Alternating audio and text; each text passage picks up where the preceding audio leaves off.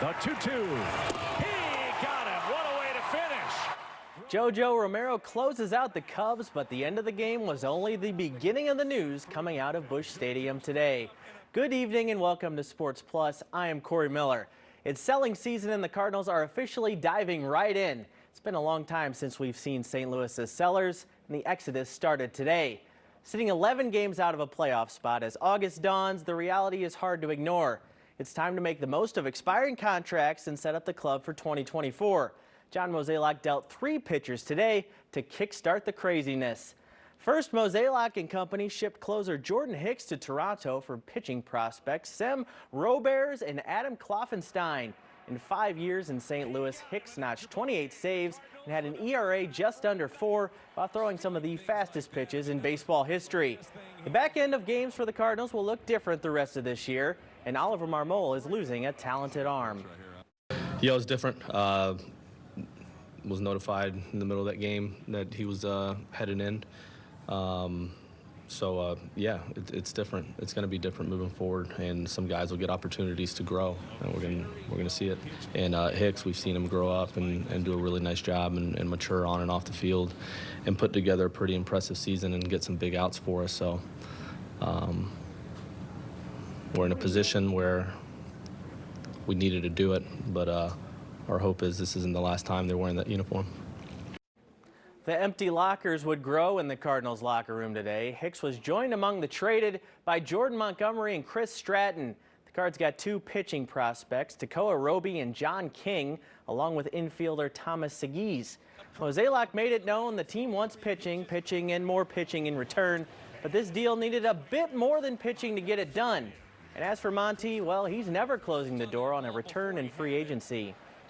When we were trying to accomplish that deal to really get the most talent, to optimize talent in that deal, then we had to think outside the pitching box. And we really think he's a player that can play all over, kind of the ilk of like that Donovan type player. And obviously we love what we've seen out of Brendan Donovan. And, you know, if we can have another one of him, that would be awesome. Yeah, I mean, they're great. It's a great organization, and not going to burn any bridges with great people. So it's always an opportunity. Amid all the trades, there was a game to play today, and the Cardinals finally solved Kyle Hendricks, who was a whopping 13-3 against St. Louis coming into this one. Now he's 13-4. And so for tonight's main event, we go to Busch Stadium. Steven Matz started for the Cardinals. He stayed hot, 6 shutout innings. Lots of singles today. Tyler O'Neill's going to shoot one into center field. That made it 1-0 in the first inning. Later on, another guy stayed hot as well today. Andrew Kisner singles in another run. Matz was assisted by some stellar defense from Nolan Arenado. Ho-hum, another ridiculous Arenado play. Cardinals got the shutout win, 3-0 over the Cubs. We'll have a little more baseball later on. Let's switch to football now. Quarterback Aaron Rodgers made a lot of headlines in the offseason, finally getting where he wanted to be with the New York Jets. The Jets will be the featured team on HBO's Hard Knocks, but Rodgers, well, he did not wait for that to add to the controversy started by new Broncos coach Sean Payton. I said what I said, and obviously I needed a little bit more restraint, and I regret that. In the day after he ripped his predecessor, Nathaniel Hackett, among other things, Payton said Hackett and his staff did one of the worst coaching jobs in NFL history. Ouch. Though he backed off, he didn't refute what he said. Hackett just happens to be Rodgers' new offensive coordinator in New York, as he was for him in Green Bay. Today on NFL Network, A-Rod came to his coach's defense with guns blazing. Those comments were very surprising. For a coach to do that to another coach. My love for Hack goes deep. You know, we had some great years together in Green Bay. You know, he's arguably my favorite coach I've ever had in the NFL. Just how he goes about his business with respect, with leadership, with honesty, with integrity.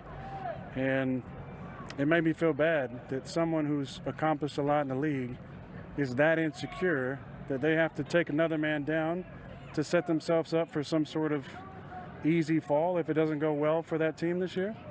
Thought it was way out of line and inappropriate, and I think he needs to keep my coach's names out of his mouth. Coming up, the inspiring baseball card mission of Greg Poole. And we're going to feature the most dominant athlete in St. Louis sports right now, City SC goalkeeper Roman Berkey. What makes him tick and what's his favorite save of the year? Stick around to find out.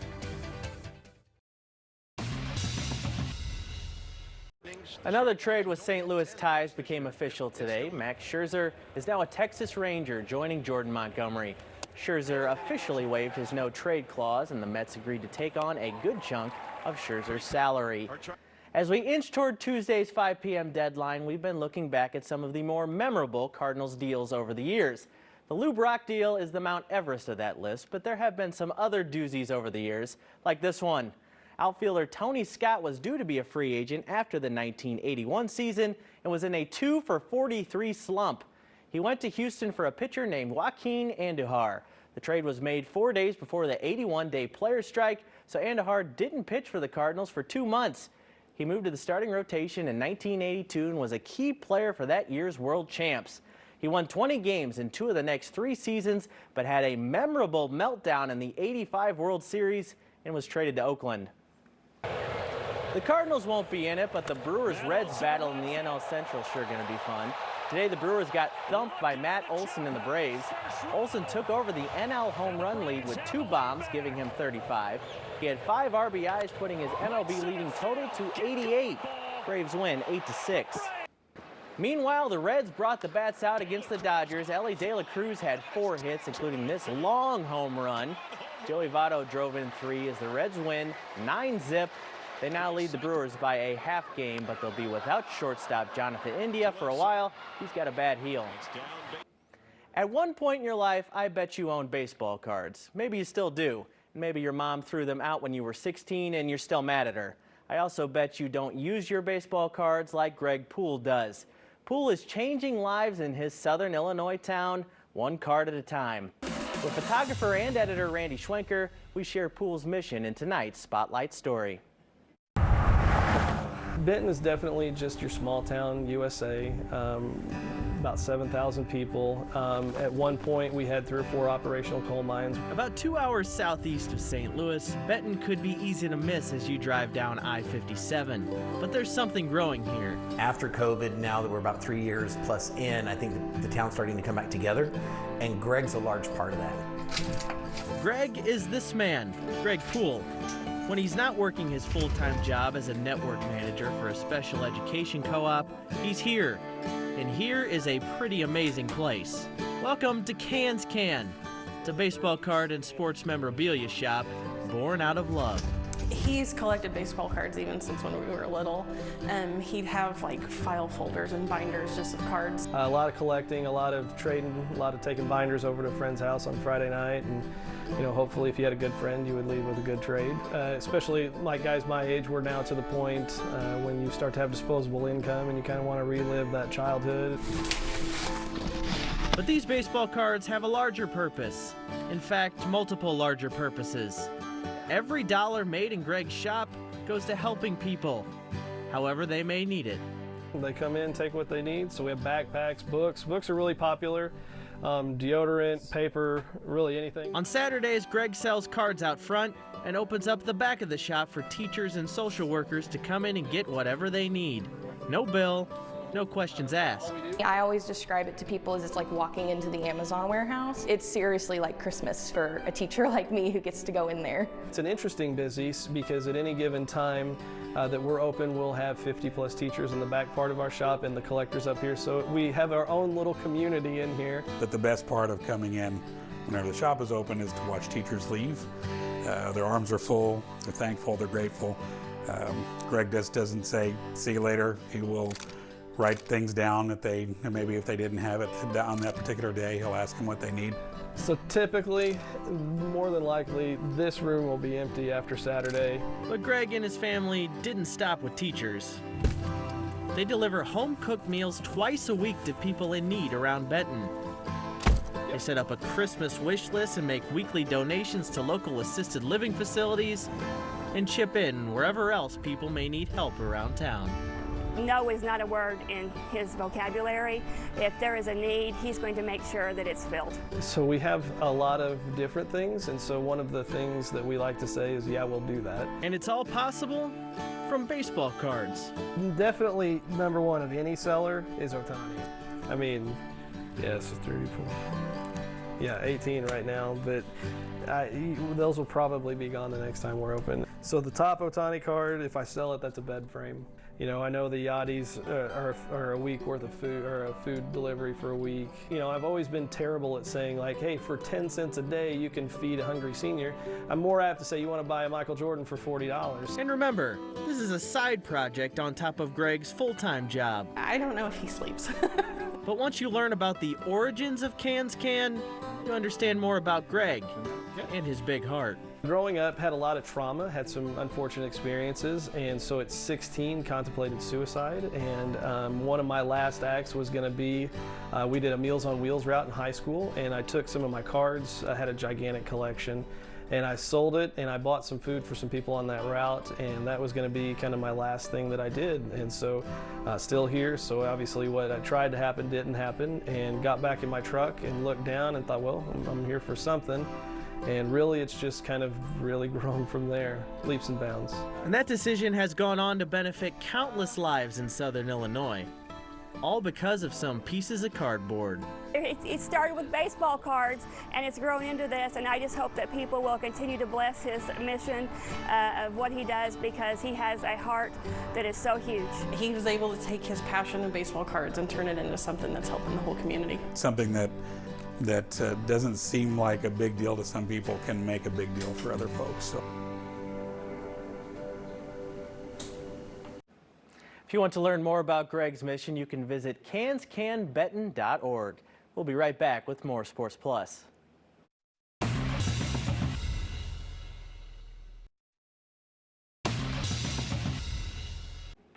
The big club may be off for a while, but there's still soccer to watch. City 2 had an impressive win last night at City Park against LAFC 2. The Columbia teen sensation Caden Glover scored 2 goals in the 4-2 victory. One of the other goals came in the highly anticipated CDSC debut of Joachim Nielsen. The Swedish defender was one of City's most hyped preseason additions and is finally healthy. We'll see him soon. This 5 on Your Side St. Louis City SC coverage is sponsored by Together Credit Union. City, of course, is on that break until August 20th because of an early exit in the League's Cup. It's not all bad, though. This time off could help the leading team in the West get back to health, notably their missing striker, Klaus. Simply put, City SC would not be anywhere close to where they are in this first season without the stellar play of goalkeeper Roman Berkey. He has the 3rd most saves in the league and 7 clean sheets 23 games into the season. And most importantly, he has his team on top of the conference standings at the break. So tonight, the most dominant athlete in St. Louis is our Sunday conversation. Kamara kick save by Berkey, and what a save it was. Think for a second about where this St. Louis City SC debut season would be without the man in net. For me, without any doubt, the best goalkeeper in the league. I would say maybe the best goalkeeper ever played in the MLS. He could play in Europe without any problems in any top division. City SC made Roman Berkey their first ever player all the way back in March of 2022. They also made him MLS's highest paid goalkeeper. And halfway through this inaugural season, he has been worth every penny. The money we spend on him and the money we will spend on him in future years, I think this is money well spent. A successful team, or a team which wins games, starts with a great goalkeeper, and I think so far we proved that. St. Louis, sensational. Another victory for the expansion side. If you've seen him between the pipes on the pitch, the Swiss keeper captain may come off as an intense and intimidating figure. But that passion has a purpose, and his teammates know it. As soon as I step on the field, I'm a little bit different. On the field, it's just about winning for me, to get better every day. I ask a lot from my teammates. They know that. I talked to them before the season that I'm going to ask a lot of them, and if I see somebody's not giving 100%, he will hear from me, and that's nothing personal, that's just how I am. and how I think we should work. And I know him off the field just as well as on the field. He's a very chilled person, very calm, very quiet. Very opposite than what is off the field, on the field. On the field, he shows the emotion, he gives orders, he gives direction. He's angry, he's happy. But it's also about getting into the head of our players, helping them to perform, give them the right advice, also be critical in certain moments. And they respect him, they know where he comes from, they know what level he played before. And they see week in, week out, what he does for the team, what he does for the club.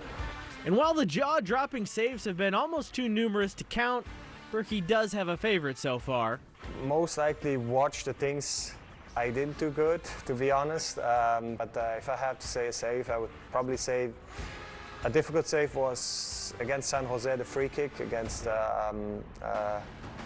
Espinosa. Espinosa right foot targeting back post header. Oh, Roman Berkey! An unbelievable dive and save! And yeah, I would say that was a difficult one, and I'm proud that I saved that ball. Who's in goal? Roman Berkey, the MVP of Major League Soccer up to this point. Is he? He's an all-star and currently the most fascinating athlete in St. Louis sports.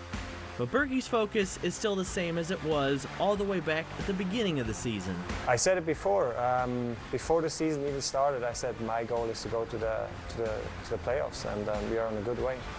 We know and we understand that we only work if we help each other, if we work together, if we do all the things together. I think most of the games we won is because we work hard together. And as for the future, well, this captain seems to have found a home here in St. Louis.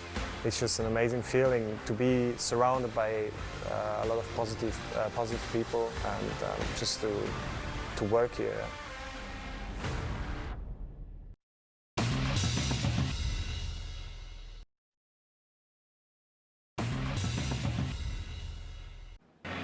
When it's your time, it's your time. That goes for athletes finally getting into the win column.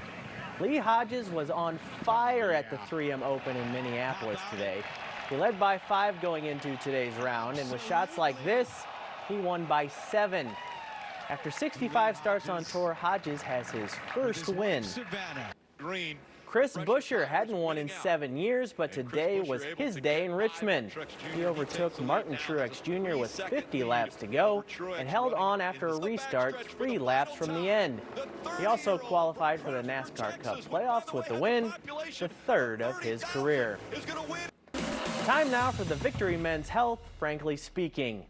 The sale of the century started at Busch Stadium today, and I'm only half joking. In my lifetime, I've never seen a full-on selling Cardinals team at the deadline. That both showcases how bad this year is and how spoiled we've all been. But the time is now. The team says they plan to compete next year, and I believe them. Flip the remaining assets you can and reload. But don't stop there. Matthew Liberatore, you get an extended look to prove yourself. Mason Wynn, you're coming up to get used to your view at shortstop for next year. And ownership, get ready to open up that pocketbook. It's time to spend again this winter. You have to. A season like this should be a shock to the system. No time to feel sorry for yourselves. Make sure it doesn't happen again. That's our show for tonight. For producer Andy Moeller, I am Corey Miller. Have a great night, St. Louis. Ground ball, diving play, Arenado. Catcher running, throw to first. Magnificent play from Arenado.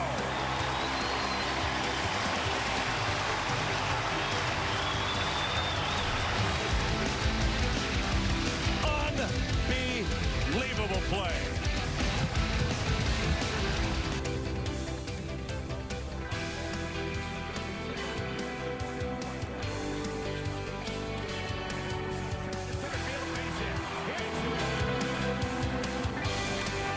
We are signing off for